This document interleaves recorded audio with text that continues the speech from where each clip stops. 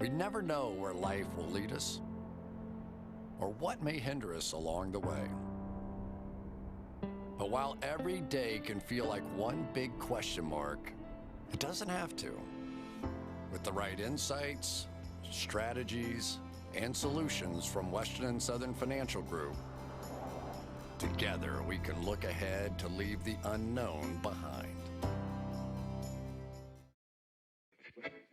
What's Football Focus doing? Last week they had Brady. This week they got Brady. We're literally doing it differently from everybody else. As a matter of fact, moving forward from this point on, I will not make reference to PFF.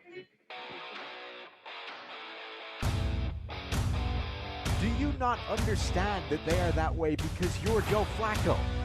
And you just like to discredit things that people deserve credit for. That you can't possibly be expected to defend that. Talk about the game, Sam. So, who cares about what people think about us? Yeah, I like football season, all the things that go with it.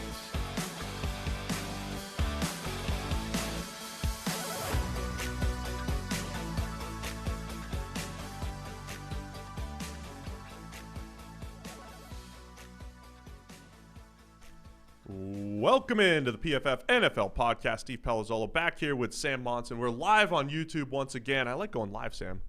Get the crowd involved here. Get the folks involved. So let's do this thing. Today we're discussing AFC team needs post-free agency. There is an article on PFF.com. Anthony Tresh wrote it up, going team by team on all 32 teams. Post-free agency, we'll go through all the team needs. So kind of reset. It's like a resetting of the depth chart. So we're going to do this twice. We'll do another bonus show today and tomorrow. AFC today, NFC tomorrow. And then we'll get full board into draft season start next week. All right, let's Sound go. Good? All right, let's reset all the depth charts. Starting in the AFC, we'll go team by team, and we're going to do it alphabetically. So the Baltimore Ravens are up first. The BLTs? The BLTs. Yeah, so coming out of free agency, we still have wide receiver, offensive tackle. Edge is listed here. They made lower profile moves there, bringing back Tyus Bowser, have Pernell McPhee. But wide receiver, and then, the future at offensive tackle, still a question for the Baltimore Ravens.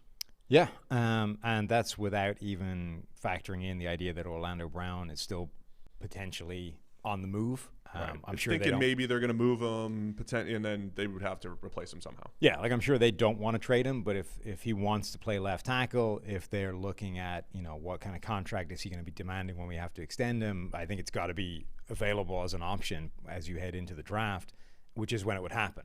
Obviously anybody trading for him would have to give up draft capital, which expires or at least ceases to become as useful the second the draft happens. So that's the deadline on that. But then you're having to replace him on that offensive line along with the other positions. The wide receiver one is interesting, though, because they've been interested in some receivers in free agency.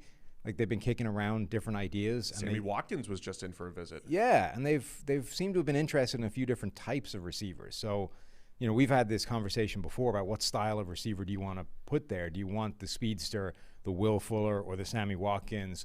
Or do you want to give them the Kenny Golladay or the sort of true number one option that at least starts to eliminate some of the questions? I don't know that they know. Like, I think they know that they want to add a receiver. I don't think that they have a firm idea of what exactly they want to put into that offense at that position. I think they're just exploring all those options. Watkins, always a fascinating case because he did look like the next big thing at receiver. In his second season, that was his peak year in PFF grading, was a legitimate deep threat with Tyrod Taylor. And, if you're going to produce, he had some really good games in Kansas City, Watkins. I don't know if you want him to be your number one option. And would he be if he was in Baltimore? Between him and Marquise Brown and Miles Boykin. So, yeah, there's still some work to do. I think back end of the first round, if they do need a tackle or they do need a receiver, there are definitely options to be had there. It's a good place to be picking for both, probably. Yeah, and I'm always interested in the Rondale Moores and Kadarius Tonys of the world, the gadgety type players for Baltimore to keep defenses off balance. Speed and gadget is what I lean. You lean true wide receiver one, but I think I'm not given saying what's available here, they're going to have to stitch it all together with multiple players. I'm not saying you can't achieve it without one, but what I want to see is just eliminate the variable. So, Yeah, there are teams out there that have not had a true elite number one wide receiver and have still been great. San Francisco with Kyle Shanahan's offense. It's not like you require one of those to be functional. But we know right now that Baltimore's passing game is not quite where it wants to be. It's coming off the rails a little bit, and we don't quite know why. We're not 100% sure what the root cause of the problem is.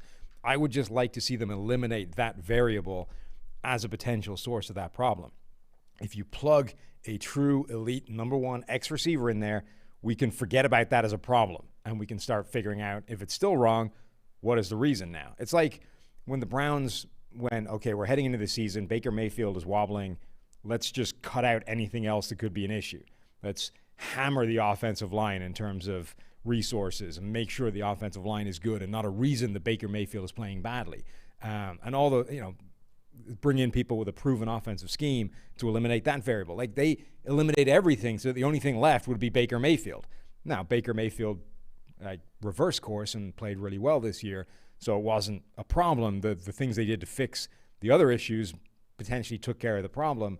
But the point is, they left themselves in a situation where going into the season, the only variable left was Baker Mayfield. I would like to see Baltimore attack the same kind of thing, where you say, look, we don't know what it is, so let's just start ticking off things that it could be and leave ourselves with only one option. You might hear me say this a lot, but I think the key there from an offensive standpoint is to have multiple ways to win.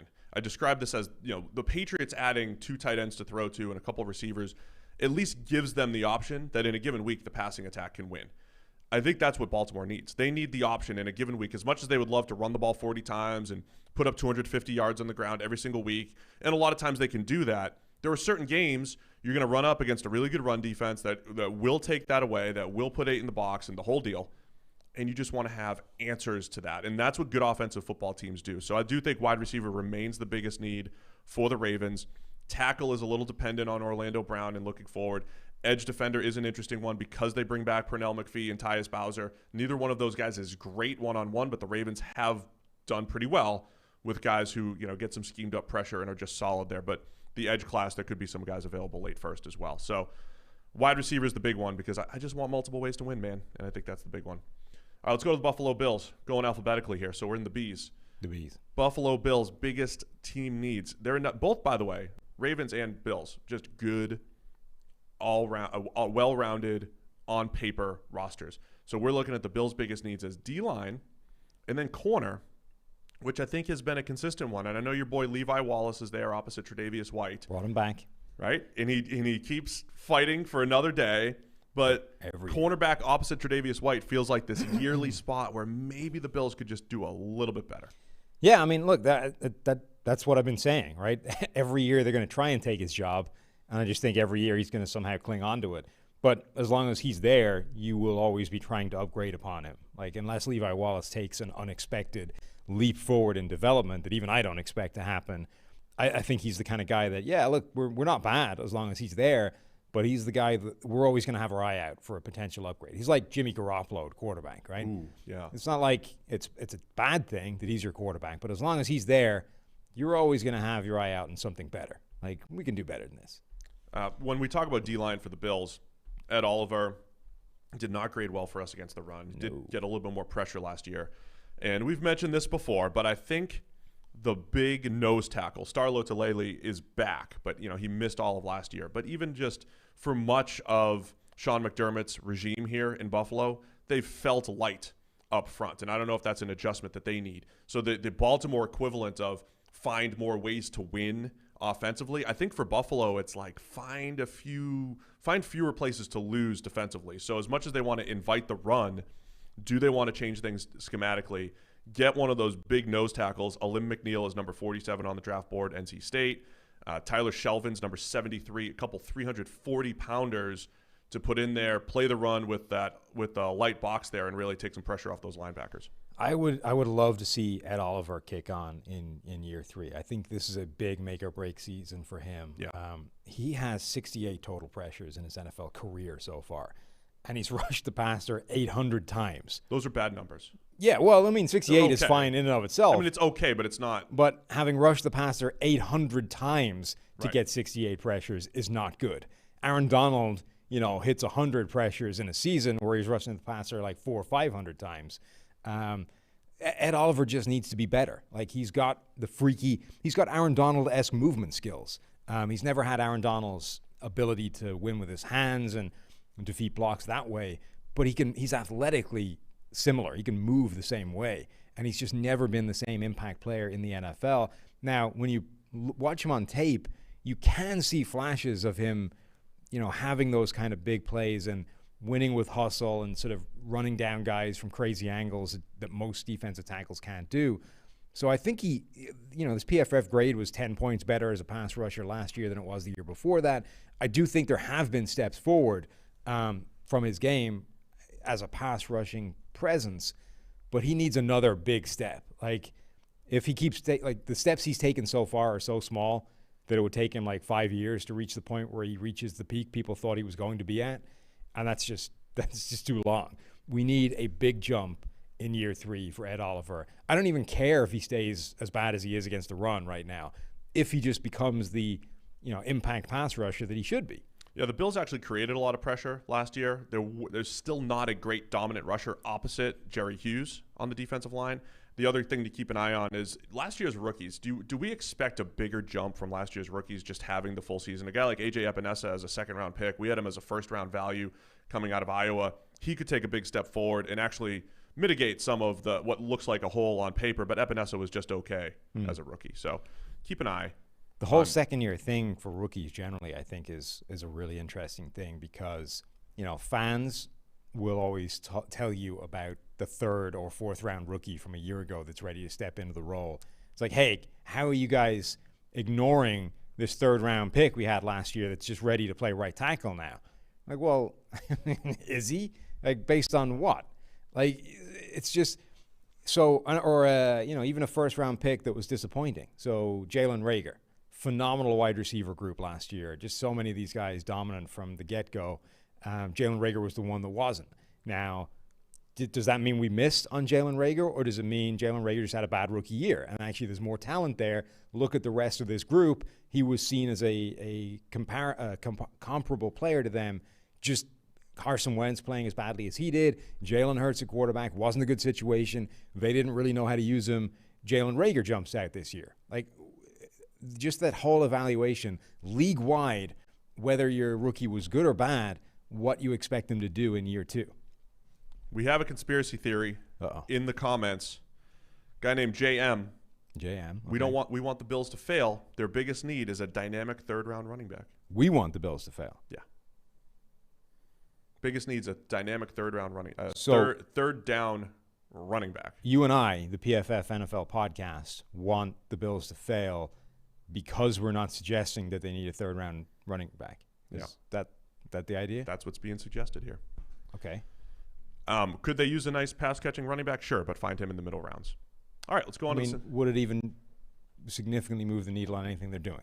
Demetric Felton? I mean, look, if you get a nice I'm going to put Demetric Felton's going to be my Will Fuller. Yeah, he's your Will Fuller. He's going to be my Will Fuller. Get Demetric Felton everywhere. He's going to the Bucs.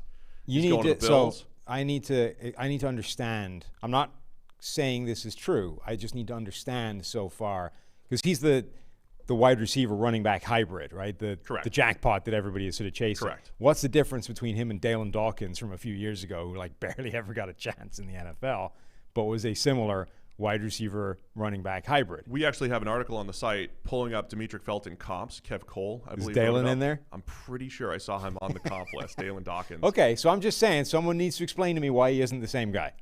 Let me just say, here's who falls in danger of doing this: the Buffalo Bills. The Steelers, maybe, but the Bucs, the Bills and the Bucs fall in danger of looking at their roster and saying the depth chart looks nice here and it looks nice there and it looks nice over here. What's missing? Running back. And if that's the move for the Bills at the end of the first round, I think that would be a mistake. I mean, Singletary and Moss are fine. Devin Singletary just can get be them your in third space. round. They'll make guys miss. They don't need. Look, could they use a nice, like a shifty route runner to complete that offense? Fine. But if most of the targets are going to those top 3 receivers with Emmanuel Sanders there now, with Dawson Knox maybe taking another step forward next year in year 3, Bills are fine from a pass game's perspective. Yeah, I think the difference in Devin Singletary versus a true route running back is minimal to that offense. Let's go to the Cincinnati Bengals. So we're still looking at the offensive line, wide receiver, and edge defender. Edge with Trey Hendrickson coming in, Carl Lawson going out, but it's Sam Hubbard opposite Trey Hendrickson. I think that's definitely a position you want to be 3 deep there. Edge defender. Receiver is the one I've been banging this drum the entire offseason. T. Higgins was a good draft pick last year. Tyler Boyd is fine, but at some point, we're going to need somebody with some speed at some point. Yeah, I mean, you want a different style player. That's how you build your basketball team in wide receivers. You have Auden Tate is your contested catch guy. T. Higgins is that plus. T. Higgins is your contested catch guy. No, because Tyler Boyd is your contested catch. T. Higgins is your catch radius guy. Auden Tate just catches the ball when he's covered because he's always covered. T. Higgins gets open a little bit, and he's got the radius. Tyler Boyd could be your nice slot.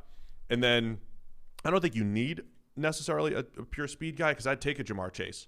I would take a Jalen Waddle. I'd take any of those guys. I just want somebody else that's reliable there.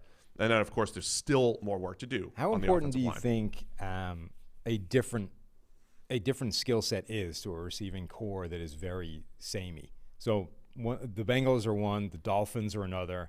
There's a few teams actually picking at the top of the draft where their receiving core is all very similar in terms of how they win. And so in theory, you want to add the missing piece to that, right? You want to find a receiver that does something that these guys don't. And if you're looking at the top of the draft, I mean, the number 1 and 2 are Jamar Chase and Devontae Smith, who win in very different ways. And Jamar Chase trends more towards this style of contested catches, dominates people at the catch point, mosses people, just strength, power, catch radius, all those kinds of things. Whereas Devontae Smith trends more towards route running, getting open, savvy, speed, does some of the contested catch stuff and catch radius stuff as well. But if they're very close on your board and you need one specific skill set, you would lean towards the guy that has that.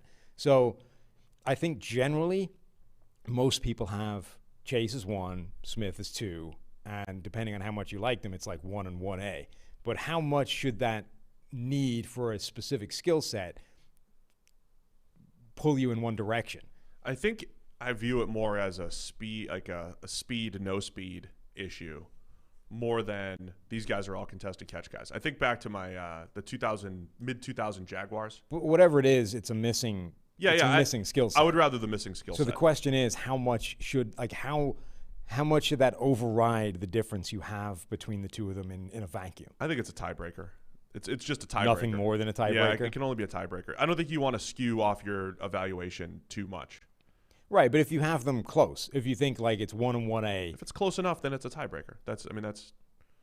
Tie doesn't mean it's got to be perfectly even. I mean, if it's that close, I think it kind of does. You break the tie. By definition, that's exactly what it means, in fact. Oh, is it? Yeah.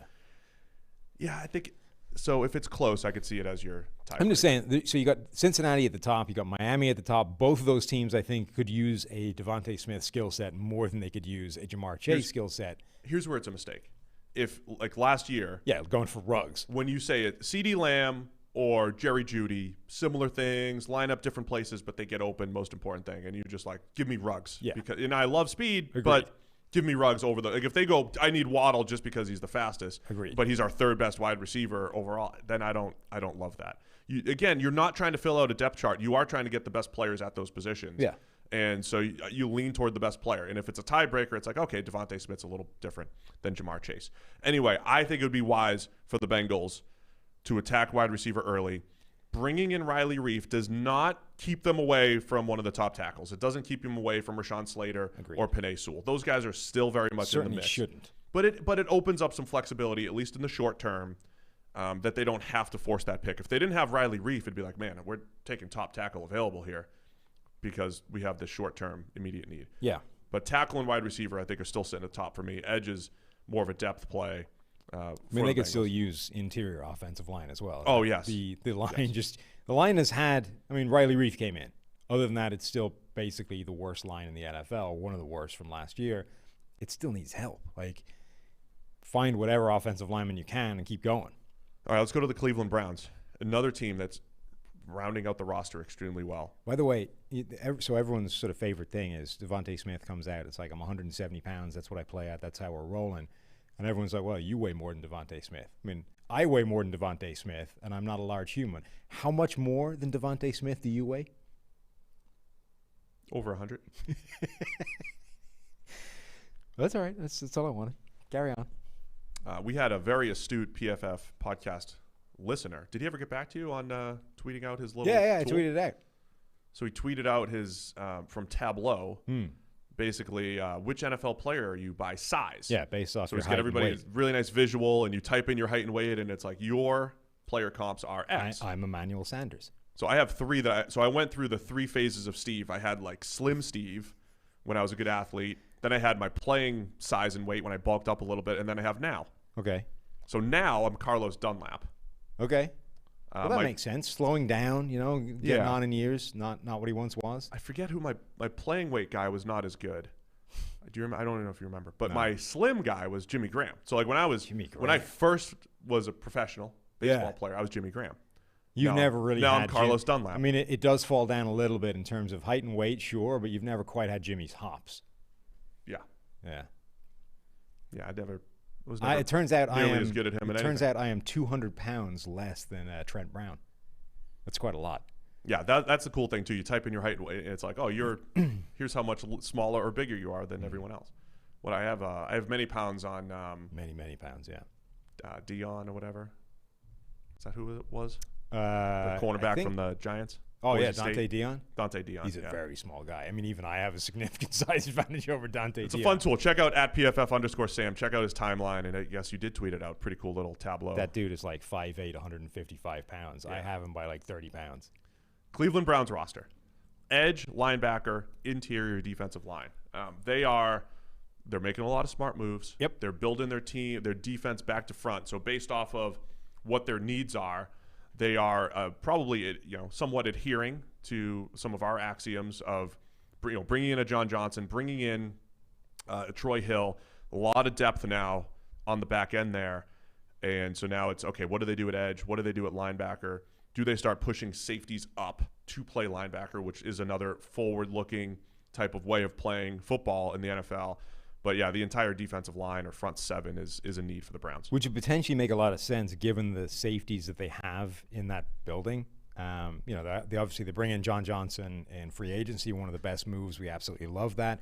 They're getting back Grant Delpit, who missed his entire rookie season. But, again, that's one of the perfect case studies. Second-round pick. We are enthused generally by second-round picks, but he's a second-round pick that missed his entire rookie season. Do we expect him to be good going forward? Who knows? It's complete unknown at this point. You've also got Ronnie Harrison, who they brought in last season.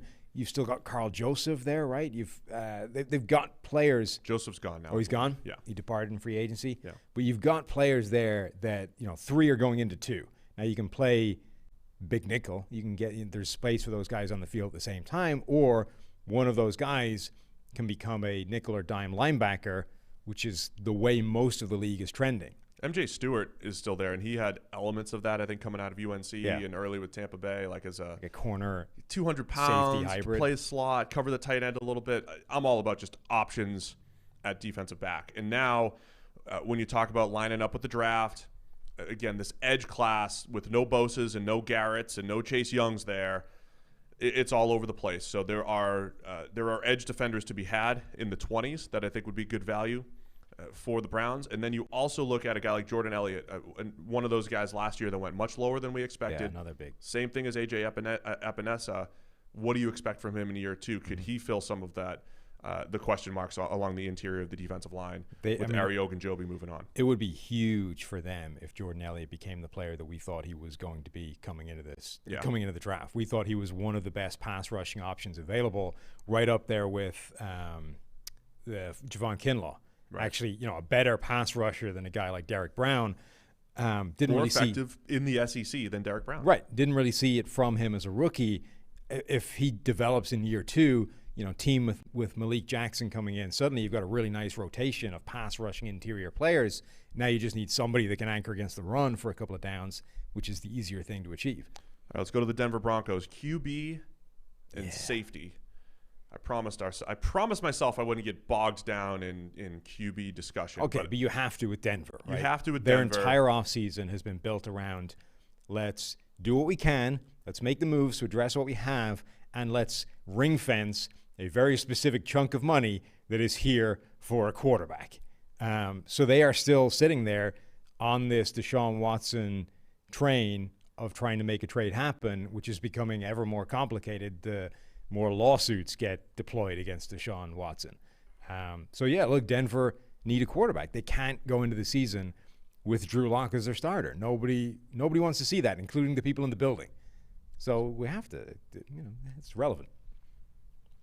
So we thinking draft here? Is this a move up in the draft type of play here? I think because they've set aside that group or that chunk of salary cap money, I don't know that they're in the market for a draft quarterback. I think they're Deshaun Watson or bust. Problem is, like, what happens if you're bust?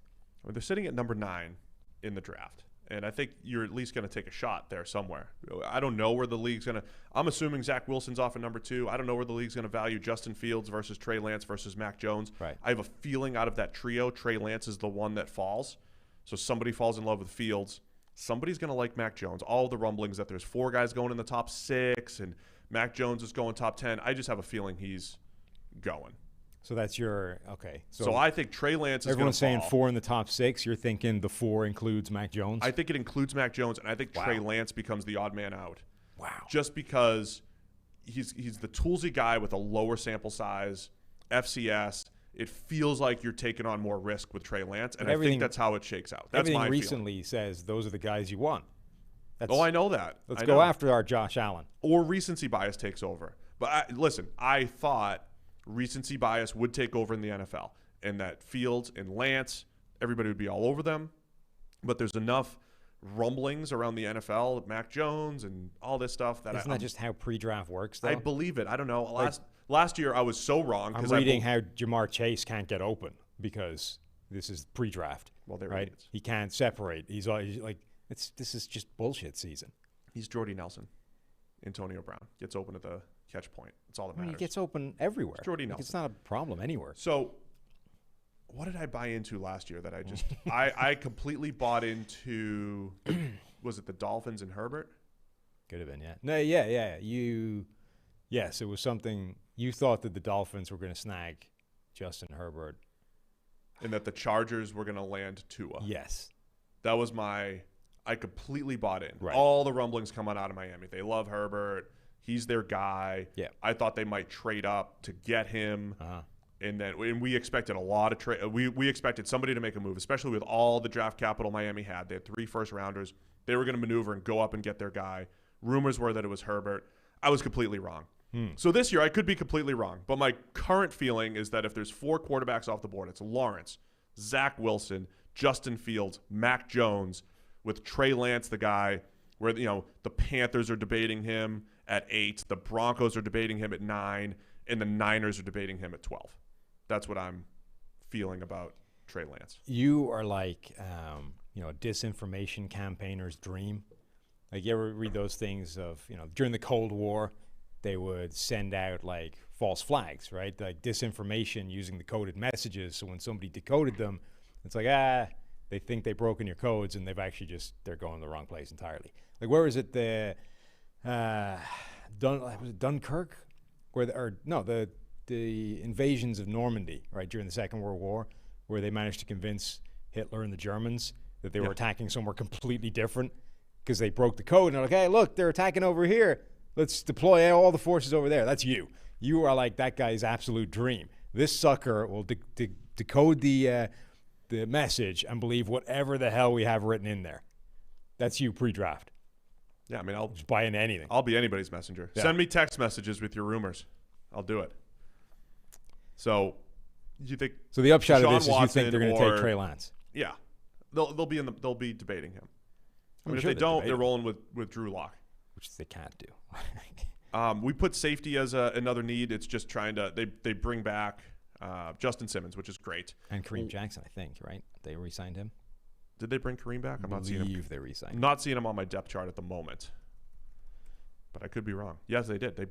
So take safety off the board here. There you go. 1-year deal. I mean, it's still, I mean, safety. get some depth. It's a forward-looking approach if you're looking at safety. But man, do I love what they're doing in the secondary there. They bring Kyle Fuller in to reunite with Vic Fangio. Mm-hmm. Ronald Darby opposite Fuller. Bryce Callahan. Suddenly, that's a trio of corners. Bryce Callahan, nasty. Sneaky good, very good slot corner. Justin Simmons, one of the best safeties in the league. Kareem Jackson has been like the Ryan Fitzpatrick of safeties. Fitzpatrick's best. Not even just football. safeties, defensive backs. Oh, Like just he's at the moonlighted corner as well and done pretty well. But Kareem he had a good solid career, and then all of a sudden, the last 3 years, it's his highest graded years in PFF history. Most of that time playing safety. So yeah, I love what the Broncos are doing in the secondary. I'm going to be talking about them the way I talked about the Chargers last year, where it's like, okay, if you're in this division with the Chiefs and you have to match up with all their weapons. Last year, it looked like on paper the Chargers were prepared to do that before all the injuries. The Broncos, plus Fangio, who can call a game, man, they're prepared to do it. The whole season's going to rest on the quarterback, though. Either Drew Lock, who has 1 year of data, basically, over 2 seasons. He's either going to take a big year 2, quote-unquote, year 2 jump, or they have to make some kind of move. Or, all these other great moves that they're making aren't going to mean anything. Yeah, the other sneaky option that they could go with is edge rusher. I mean, Von Miller's coming back. Yeah. Von Miller, even before he was unavailable, was not the same player that he used to be. Had a massive step back in terms of PFF pass rushing grade. Now, the production was still vaguely similar in terms of total pressures and all those kinds of things, but he had a massive drop-off in terms of how that pressure came about. There was a lot more sort of free and easy, cheap plays. And, now he's, 32 years old. Bradley Chubb's been injured. I would be intrigued to see them taking this opportunity to say, hey, it's not really a desperation play. It's not a position of real need, but how great would we look if we snagged a top-tier pass rusher and one of these guys, doesn't pan out, and then we have someone to turn to and we don't suffer any kind of drop-off. Yeah, like we said with Cleveland and a couple of the other teams, 3 deep at edge is generally a good play. So that's a common theme with a lot of these teams right now. Houston Texans, biggest needs. QB, probably, is how we've stated it. Defensive QB line. And then everything. And then some wide receiver depth there as well. I mean, depth is what they've added everywhere. Yeah, so it's positions 1 through 20 on the roster that they have a need for. This is, the closest proxy to this is when Pete Carroll took over Seattle, or he became the head coach in Seattle. Remember how many moves they made? I think it was 2010. They churned through that entire roster. And everybody thought, well, Pete's going to bring in all his old USC guys. And he at least brought them in just to see what they were, but he had no problem getting rid of them either. He went through so many players back early Seattle days until they settled on, who's going to be. That's what it feels like right now in Houston. But yeah, their big story obviously is going to be, do they hold on to Deshaun Watson? Does Watson hold out? Do they trade him?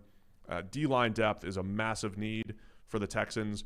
And then, getting good once again at wide receiver, where it's Brandon Cooks, Randall Cobb, and Dante Moncrief now as a potential starter with Will Fuller moving on. They brought in Chris Conley, so Kiki Cutie's still there, but it's a lot, still need a guy there. Dante Moncrief is like the poster child for the player in the NFL that just will not ever leave. Like, that guy will keep getting chances until the end of time. He's going to be 38 years old, and somebody's going to be expecting a breakout season from Dante Moncrief until they look down at his date of birth and realize that he's 40. It's not happening, ever. It's not going to happen. Wait till you hear the training camp. Never going to happen. Just wait until we hear about what he's doing at training camp. Yeah. From a high-level standpoint, I think the secondary, too. Look, they invested a little bit in Terrence Mitchell and Desmond King. They're moving in the right direction there. It is going to be a high-volume play there, so more volume is needed with the secondary. That's been – it was an issue on their playoff team. In 2019, their playoff team, bad issues in the secondary.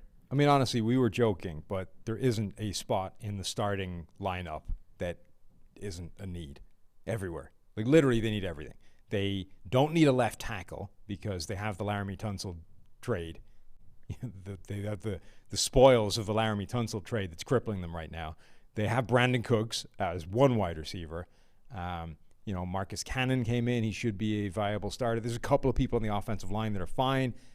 Like tight end is a need. Quarterback will be a need when Deshaun Watson leaves. Running back is probably not a need on the basis that it rarely is. But even then, you've got David Johnson, Mark Ingram, Philip Lindsay they signed. So I'm sure there's a backfield in that group. Interior, edge, linebacker, safety, cornerback, everything is a need. The entire defense remains in need, even despite the players you brought in.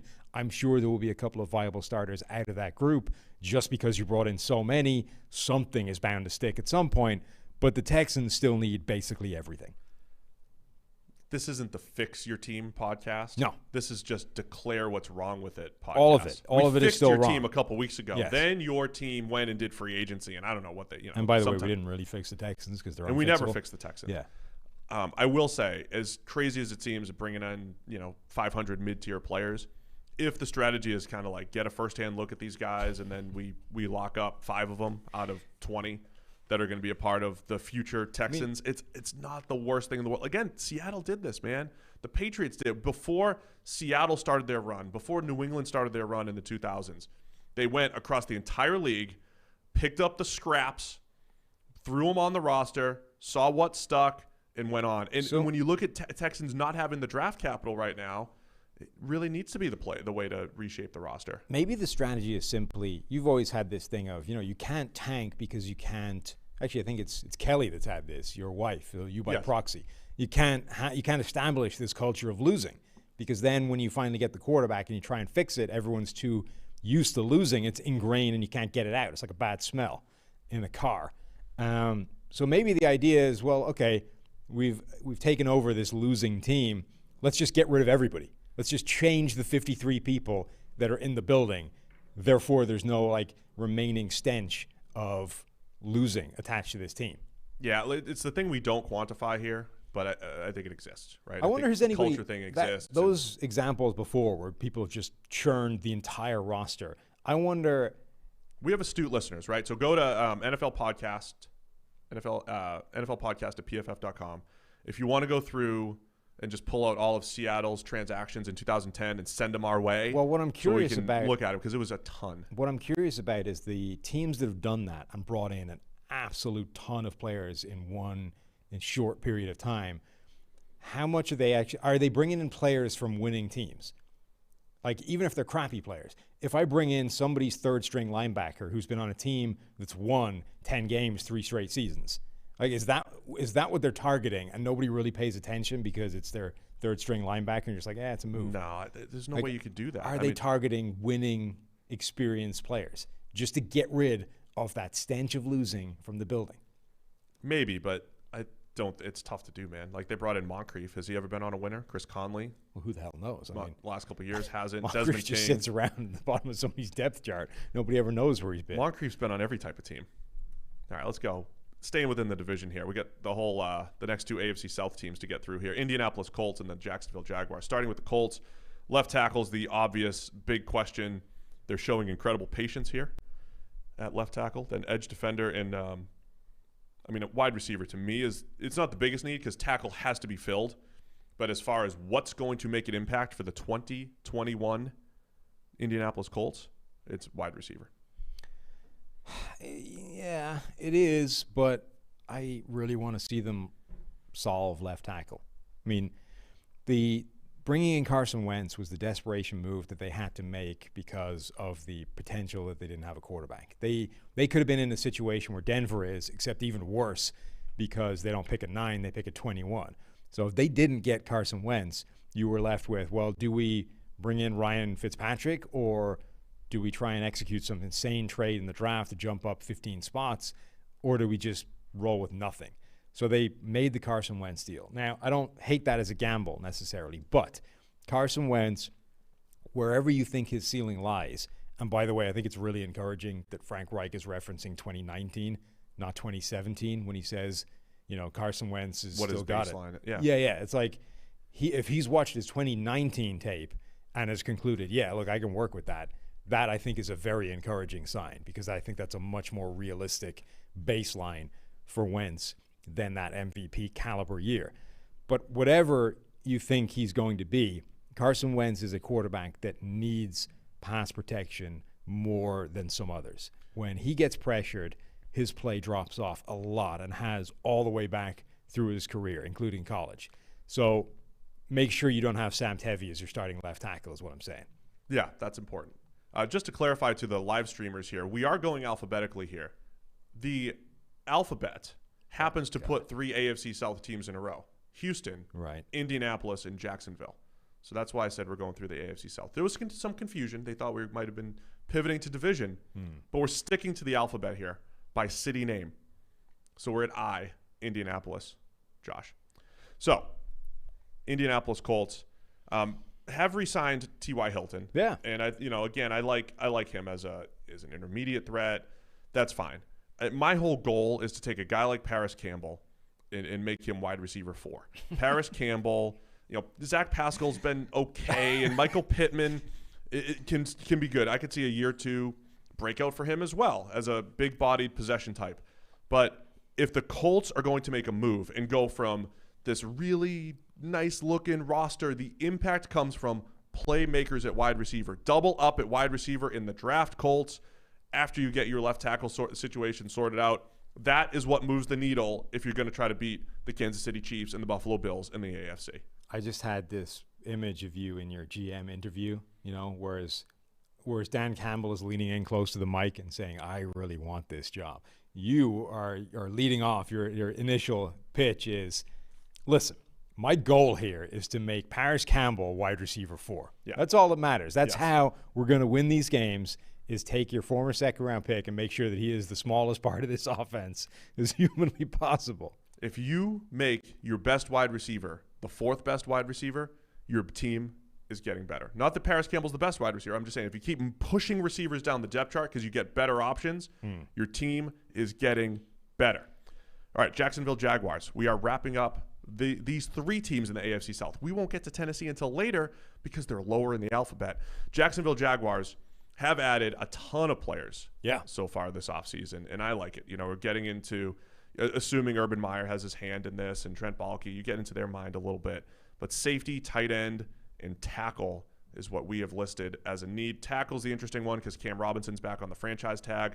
Jawan Taylor opposite him has not been all that good. Well, they combined, I think, for the 2 most amounts of pressure over the last 2 years among tackles. So their left and right tackle are the 2 biggest culprits of pressure allowed on a quarterback over the last 2 years. So you know what else? If you look at it and say, hey, we got a second-round pick and we got a guy in the franchise tag, we're good, sure, but the data says you're not. It says, in fact, you quite badly need an upgrade there. So a forward-looking approach, current and forward-looking approach, a tackle, tight end, definitely a place where you're assuming Trevor Lawrence is here and you just want a playmaker there. They did sign Chris Manhertz in free agency, but he has not been a very good pass game weapon during his career with the Panthers. I always want more wide receiver depth. You know that, but I think and then safety is a place. Rayshon Jenkins, maybe they overpaid for him. He's a solid player, but more of a free safety type or a complementary piece. Important for the Jaguars.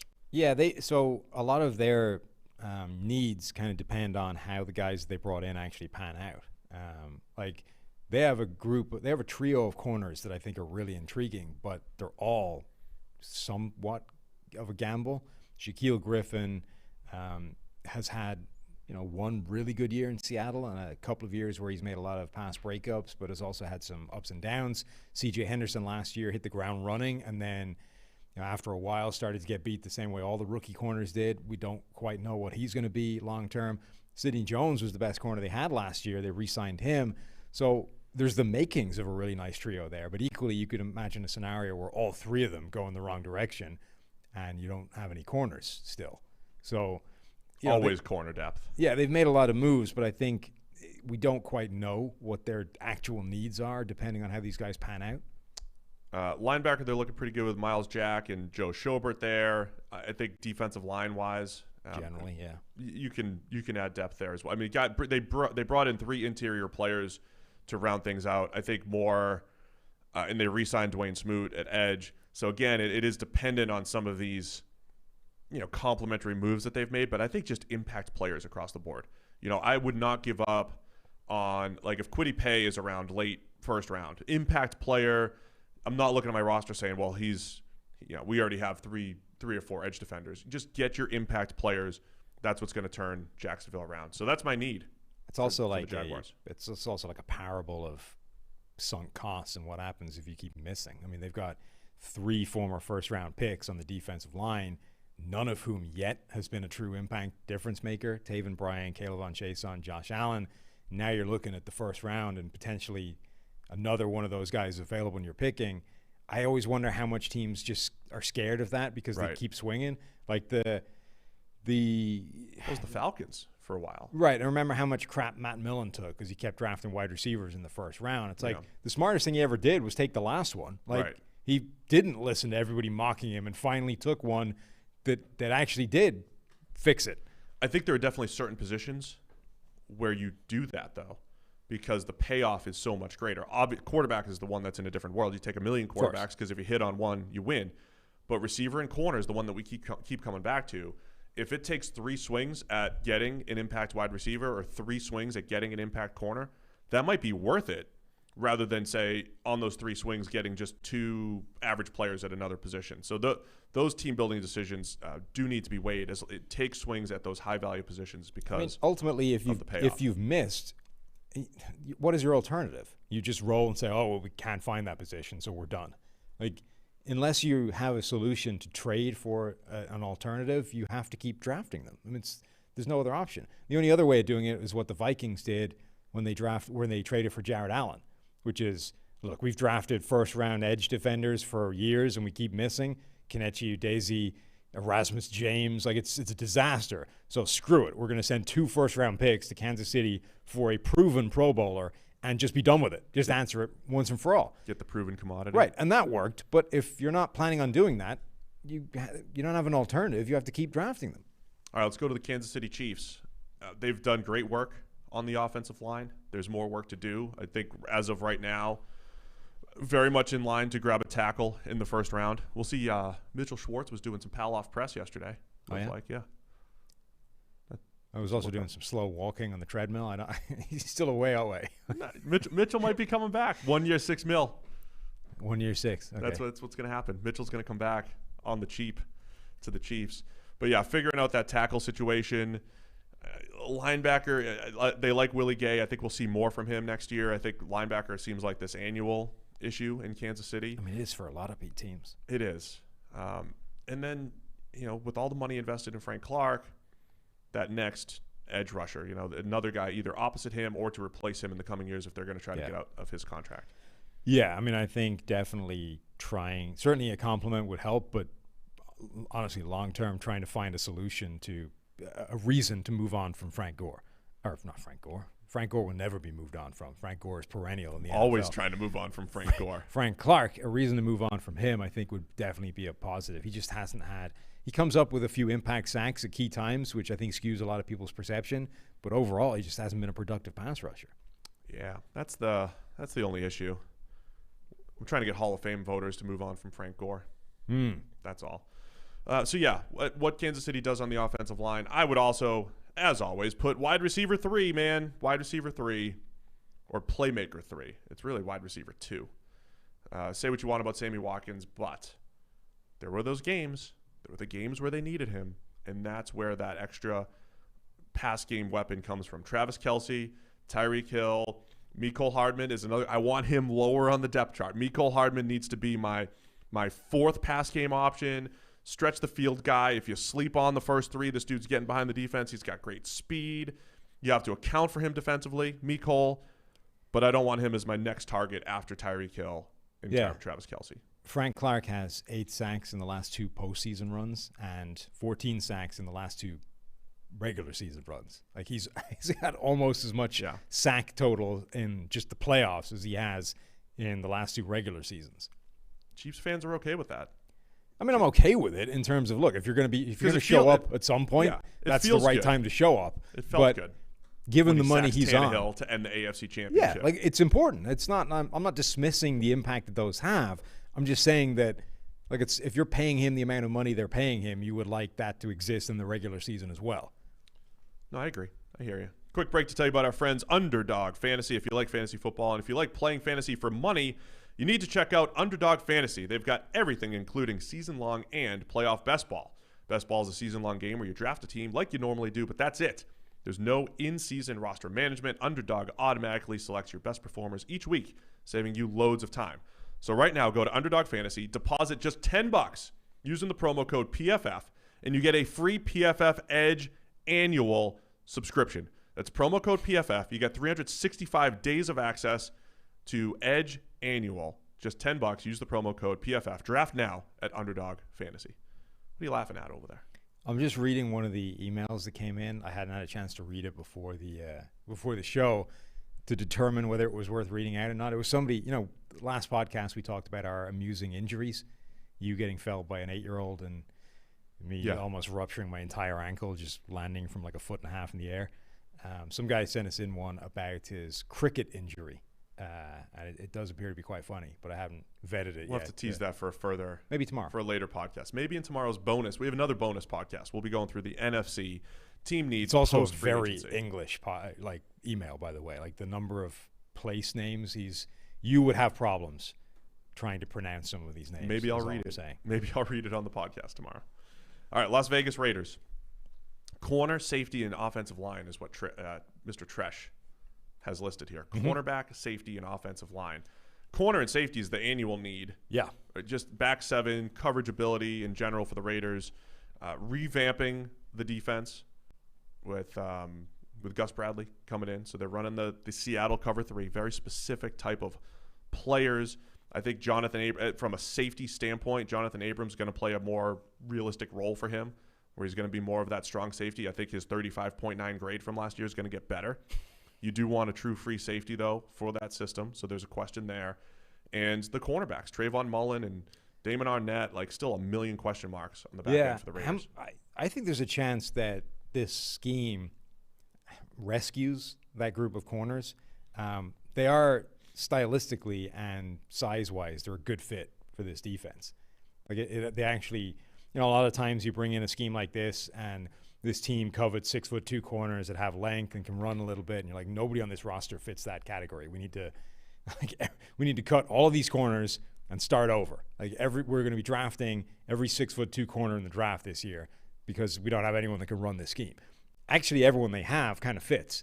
They're already a reasonably natural transition into this. So I could, Damon Arnett. Okay, he was a reach number wherever he was, 20 in the 20s. He was a reach there in that draft. I don't think 19. 19.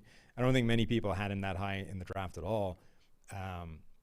But his rookie season was kind of a bust. Not because of his play necessarily, because the guy had concussion and broke a thumb, I think. Was just constantly out of the lineup, just wasn't able to play. So in addition to the fact that every rookie cornerback got lit up, he also didn't play most of the time. So look, we don't quite know what Arnett's going to be in this system. Trayvon Mullen, I think, is actually an interesting fit in this defense as well.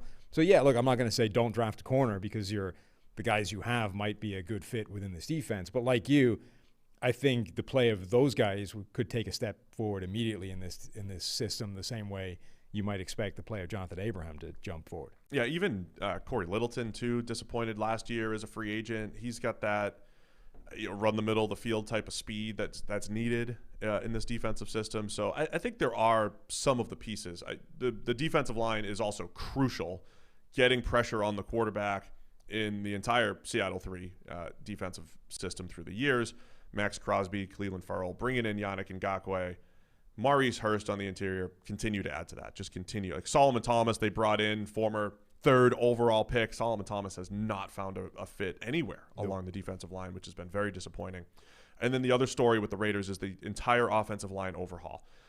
They signed Nick Martin at center, but the backup center, Andre James, they also re-signed to a big contract. I'm trying to unpack what's happening here with the Raiders. Denzel Good comes back at right guard. He had a 56.7 PFF grade last year. He doesn't care, though. He tweeted at you and me and Chris that he doesn't care about his grade, which is fine. But there is a lot of churn here on the offensive line.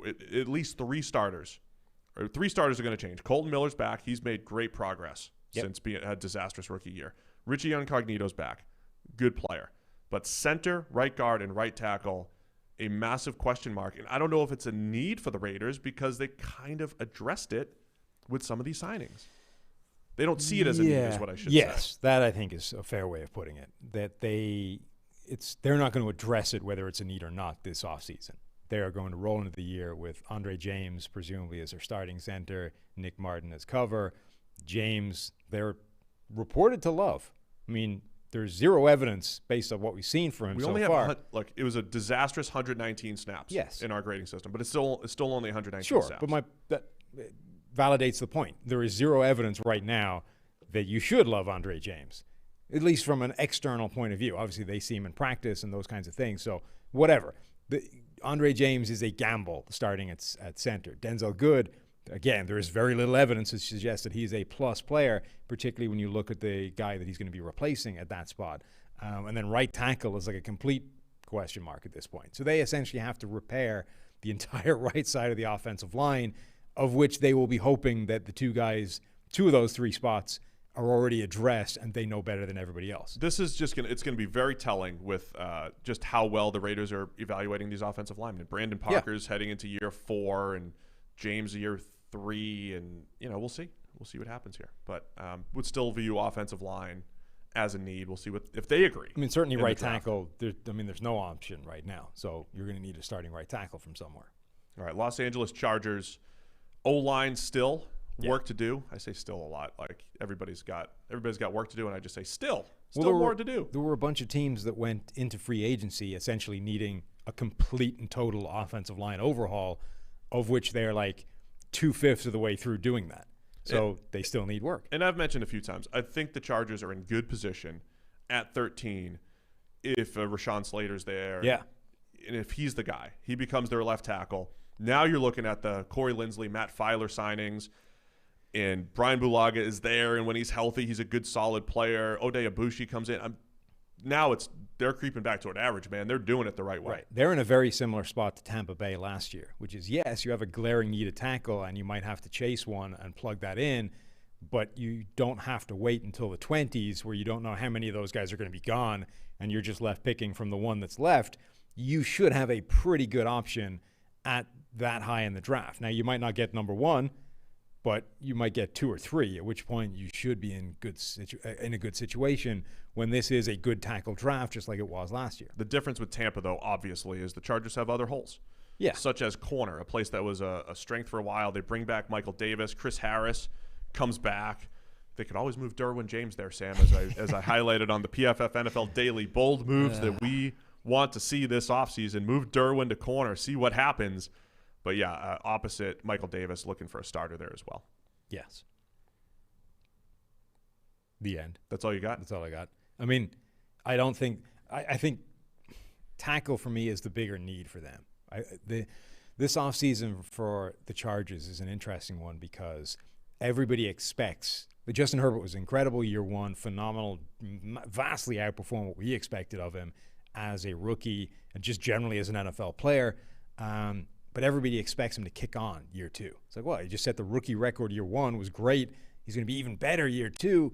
And then, be the best quarterback in the NFL in year 3, that linear step-by-step progression. I would be instead thinking a lot more about the things that are going to go south for Justin Herbert and trying to mitigate those and at least making sure that you balance out and he's the same guy next year. So play under pressure was incredible this year. Now it's probably not going to be next year, so let's make sure he's under less pressure. Under less pressure. Offensive line. The biggest key there. So, yeah, keep looking for that O-line development with the Chargers. Let's go to the Miami Dolphins. We still put O-line there, man, as a place. Look at it on paper. Do they see it as a need?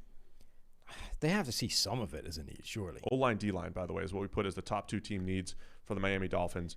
I don't think they're done at wide receiver. And I don't mean to sound like a broken record and talk wide receiver for every single team, but a 1-year contract for Will Fuller. Well, particularly where they pick. I mean, top 3.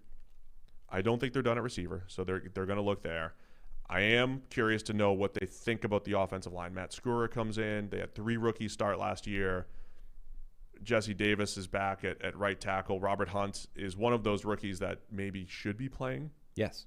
Right tackle, based off what we saw. He was the best rookie. I think there is more to add there. and just continue to make that unit But also, better. I mean, look at your interior. It's Eric Flowers, Matsuri they brought in, Solomon Kinley, who wasn't good. I mean, the interior of that offensive line is not good. What's going to be really interesting is if they have a really interesting choice to make at number 3. Do they go with the best receiver in the draft? Do they trade down? Do they take a Penei Sewell and figure out which tackle is getting bumped to the bench because of that? That, I think, is just – they're one of the more interesting pivot points of the entire draft, the way it unfolds. They're another one of those rosters where it's not dominant across the board. It's good, though. But it's solid, man. Yeah. It's solid at corner. It's solid in the entire secondary. I think there's more safety depth to add there. There's defensive line. You know, they bring in guys like Adam Butler. They bring in some depth pieces. I think impact D-line, though, which is the reason why that's up there as a team need. Impact defensive linemen for the Dolphins remains a need.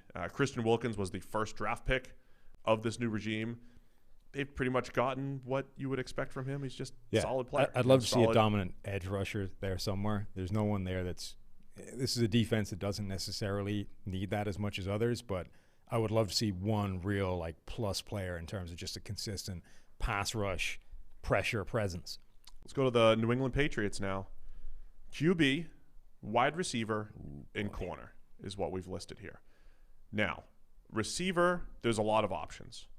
And they'll probably they might have to get rid of guys like Julian Edelman and trying to trade N'Keal Harry. So there's depth there. But once again, we mentioned how many times we're going to say impact player. It's not like wide receiver is solved in New England. It's better from one of the worst situations. QB is the interesting one. Somebody asked in the chat a little while back are they trading up? And I think they're positioned to do it. Do you think the Patriots trade up to go get their quarterback this year? I think it's on the table. I mean, Cam Newton, the thing to take away from the Cam Newton signing is not that they're done. It's that, right, now Jarrett Stidham is no longer an option.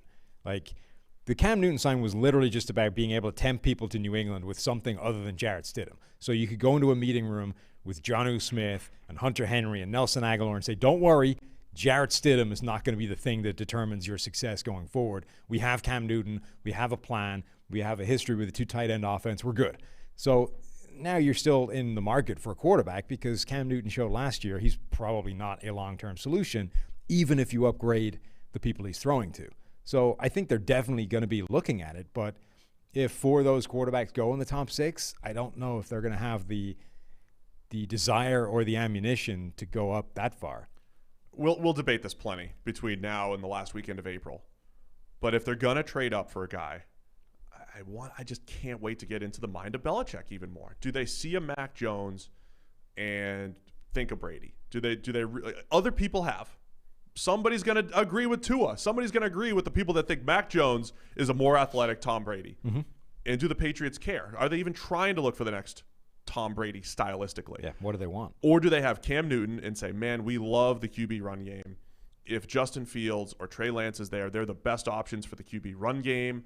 We want that as part of our offense. And we see so many raw tools to develop in both Justin Fields from an accuracy standpoint, Trey Lance. We want that guy sitting behind Cam, and that's our starter in 2022. I really think they're in position to go make that move.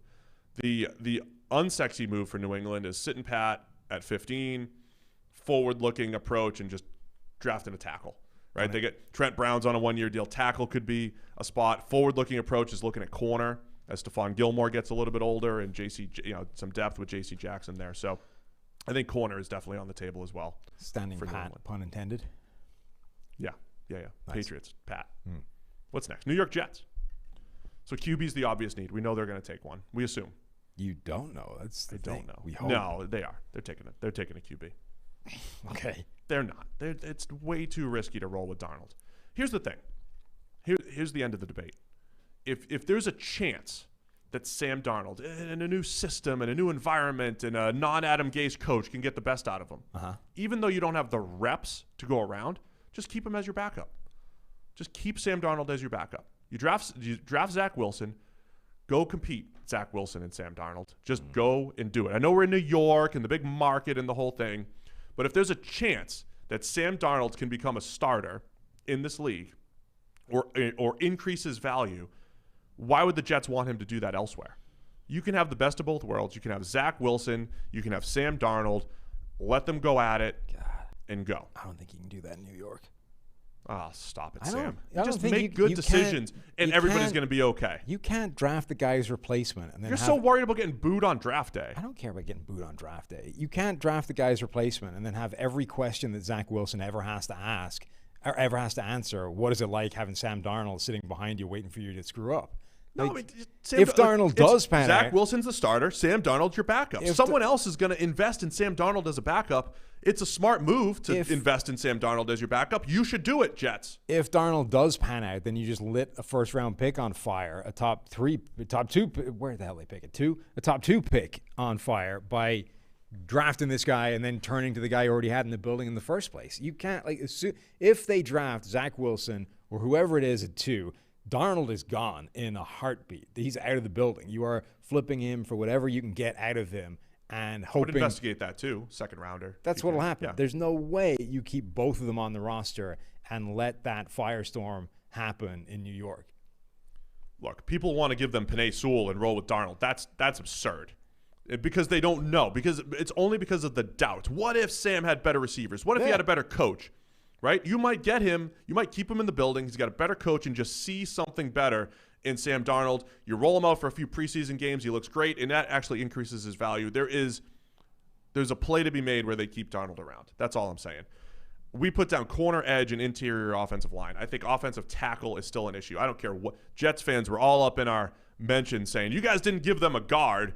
Yes, they need guards and centers and the whole thing. Dan Feeney's in there, and he hasn't played well yet. They need more depth on the interior of the O-line, but George Fant is still slated to start at right tackle at the moment. So they need a starting tackle opposite Mekhi Becton. So that's an issue. Another edge defender opposite Carl Lawson and corner. Corner is the big one. Yeah, they don't have anybody there that you have any real confidence in being a quality starter going forward. Bryce Hall is an intriguing player. But again, they need 3 corners. Let's be serious. Right. But and even if you're relying on him, he's a 5th-round pick a year ago. How confident can you be in him going forward? And particularly, again, every rookie cornerback got lit on fire last year. Now, if you're a first-round player, you probably have more confidence that is not indicative of his future performance. If you were a 5th-round player, I mean, that might be enough to just get you dumped off the depth chart. You're a 5th-round player and you got lit on fire as a rookie. You're not starting quality. Bye-bye. Now, I'm not saying that's true for Bryce Hall. I kind of like him as a player, but my point is... He was a perfect gamble to take. Yes. My point is you cannot be confident in him going forward as a starting player. Yeah, I mean, all they have as far as cornerbacks on the roster are intriguing players. Yes. Lamar Jackson has good size, the corner. Yes. Bryce Hall has the history of injury but production. They're intriguing players. They need good players at corner. Definitely the biggest need for the Jets. 2 teams left, Pittsburgh Steelers and Tennessee Titans. Let's go to the Steelers. QB and then that offensive line overhaul. Juju Smith-Schuster's back. So the wide receiver core is solid all around, man. But I think they have to play differently, and it'll depend on who they have starting on this offensive line here. Yeah, and this is what's really interesting. We were going one last go-around with Ben Roethlisberger, and unlike the Saints, who did the same thing, the Saints had a championship caliber roster, which is why Breeze probably kept coming back for the last couple of years. Right. They thought that they were right there. They were almost Super Bowl caliber. And I know the Steelers were in the playoffs. They looked good. They were the last undefeated team last year. But they've lost players. And even what they've done this offseason in terms of bringing guys back, it hasn't really stopped the rot. So you don't have a left tackle right now, really. Again, you're relying on a former 3rd-round pick who hasn't played well. You've got no center. Your center just retired, Hall of Famer. Your right guard is fine. Your left guard might be fine. So you might have 2 guards. Zach Banner is coming back to play right tackle, who you re-signed. We've no idea if Zach Banner can play right tackle well. He's done okay in snaps as the 6th offensive lineman, and they were planning on starting him at right tackle last year before he got hurt. But that's a complete unknown. So potentially 3/5 of this offensive line is a complete and total gamble. And what do we keep saying? Let's assume all of these gambles are 50-50. That means you got at least one problem somewhere on that line. Yeah, and the roster's set up as such where you see all the losses that you've mentioned, and the Steelers might be in position to grab one of those top tackles, a Tevin Jenkins or whoever, in the late 1st round, And if they do that, fine. I mean, it's a position that they need, and the value's there and all that stuff. I just don't see how the Steelers are going to be better than they were last year. That's what I'm struggling to see right now. Unless, and here's how they could do it. Unless Big Ben just plays better. And it's not like it's just like quarterbacks don't always get better every single year. They also don't just get worse every single year when they're old too. Big Ben could easily be a top 15 quarterback next year. Last year he wasn't. They were winning despite him a lot of the time with a great defense. He could be a top 15 quarterback, and they could be a better team next year. But he's also at the point in his career where the rest of the roster does need to be better. So there's work to do. Shoring up the rest of that offensive line. Cornerback is going to be a question now as replacing Steven Nelson. Justin Lane may be slotted to be the starter. I like bringing back Cameron Sutton, but there's a few more pieces that the Steelers need just to get back to status quo, which is last year's roster. They feel a little bit like the Green Bay Packers this time a year ago, where this is not necessarily as good a team as people were saying it was based on their record, and they needed to do some remedial work to fix the rot. Green Bay didn't, and they were sort of roundly castigated for it. But the thing that offset that was the three most important positions on the roster all having career years. Rodgers, Devontae Adams, and Jair Alexander, plus the offense implemented a bunch of things that they don't like doing, which made them better. Now, the Steelers could do the same thing if Roethlisberger goes from playing like not great to playing really well, and they start to implement the things that he doesn't like running. Play action. Run it. I don't care if you don't like it. Deal with it. It's Chuck better. It down the field. It will help you. If you do those things, that would offset all the losses that Pittsburgh is dealing with. Read my article on how you take a mid-tier quarterback, make him aggressive, you can get a career year out of him. It won't be a career year for Ben, but if you're talking about maximizing late 30s quarterback. But it will move the needle more than anything else they can achieve between now and the start of the season. So I think we're going to be, from a team-building standpoint, we might be hard on the Steelers. We might be tough on them, but there's definitely a path to them having a good team next year with a few what-ifs in there. All right, let's round it out with the Tennessee Titans. From a need standpoint, one of those teams that they have some stuff to replace, but wide receiver is the big one with Corey Davis gone, more so with Jonnu Smith gone as well, just pass catcher in general. Cornerback is going through an overhaul there, and then offensive line. This is another one of those teams. This reminds me of the Falcons, 2016-ish, when they had just a really nice, solid roster, and then all of a sudden, like one year, they had to replace all their offensive linemen, and then they had a whole secondary to replace, and all these whack-a-mole again. It's what the Tennessee Titans feel like they're going through right now with their roster. If only they had a former first-round pick, a tackle to step in year two, and Isaiah Wilson, former Titan, former Dolphin, didn't go well. Is gone. So right tackle is a hole. Dennis Kelly's also been released. So right now, Kendall Lamb is the on paper starting right tackle. So Tennessee definitely needs to address that position. And then wide receiver opposite A.J. Brown, a bunch of guys who just haven't played football at all, right? So multiple wide receivers. They are one of those few teams that could probably deal with just having two good receivers and relying more on their tight ends, but that also depends on having more tight ends. So honestly, catchers, tight end might be the bigger issue. I think you're going to be able to find wide receivers in this draft, certainly if all you need is a number two, kind of easily. It's just such a good wide receiver class again. You just keep saying you just grab Corey Davis's anywhere, huh? Yeah. Look, I don't think it's that hard. Like, how you can just look at the receivers that were taken last year. It is not hard to find quality receivers who can contribute in the NFL anymore. So I think you're going to be able to find a receiver to come in and add. But if you don't have who's your tight end? This is not a great tight end class because it never is. It's hard to find tight ends. And you add one, you let him go. So where are they going with tight end? They bring back Anthony Ferkser, he's a move tight end. He's a number two tight end. That's the type of player he is. He's done well for what he's been asked to do in that system. But yeah, there are glaring, like Ferkser and Jeff Swaim is not going to get it done in terms of elevating your offense. Tennessee, either they're going to do a good job of mopping up with the veterans who get released after the draft, or the veterans that are still out there in free agency, or they're going to have to draft really well. To keep up, or Tannehill's going to have to put together another 90 grade, and even with back-to-backs, it's is that a question mark as well? Relying on Tannehill to be an elite quarterback once again. So the Titans have a few more holes, I think, than some of these other teams we've broken down here today. And they probably could use cornerback help as well, because, you know, they churned over their entire cornerback group. They bring in Janoris Jenkins. He should be fine, but you're relying on, you know, Christian Fulton maybe to be, again, second-round pick from a year ago, didn't really play. Is he going to be good? If he isn't, it's an immediate need. Going back to the Steelers really quick, it's a fascinating year for teams with young offensive linemen just making bets on them, saying, okay, Zach Banner is going to be our guy. And with Tennessee, the equivalent would be like a Christian Fulton. If they don't go corner high in the draft, we're relying on last year's second rounder. So a lot of next year's season is going to be determined by some of these young guys. Just, you know, how good are teams at their evaluations of their young players that we haven't seen a lot of football from. Yeah, I really think that's one of the stories of this whole team building period is like what to make of year two players generally. I mean, there's so many unknowns with that group right now that it determines so many of the directions these teams have to go in. So that's it. AFC is in the books. We appreciate everybody for tuning in live. We're going to do another bonus show. So we did 3 shows last week. We're doing it again this week. We're going to be back here tomorrow.